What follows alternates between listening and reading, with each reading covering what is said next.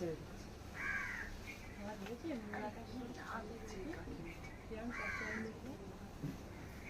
এখনো মেপেনি ওদের।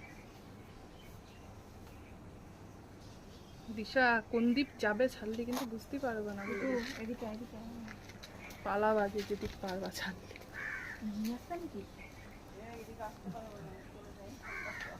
মেজদি তুমি আগে যাও, এখান দিয়ে ঢুকতে পারবে না, আমরা যেদিকে আছি এদিকে দিয়ে ঢুকতে পারবে না।